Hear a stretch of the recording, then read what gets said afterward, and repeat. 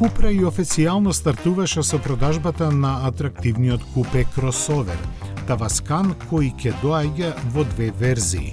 Основната е со единечен електромотор со 286 конски сили, погон на задните тркала и автономија од 570 км.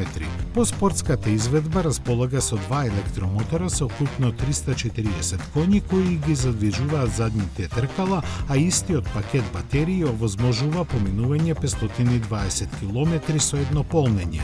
Цената во Шпанија е поставена на 52.000 евра, што е во ранг со Volkswagen ID.5, која има истата механичка основа, но се произведува во Германија за разлика од Таваскан кој доаѓа од Кина.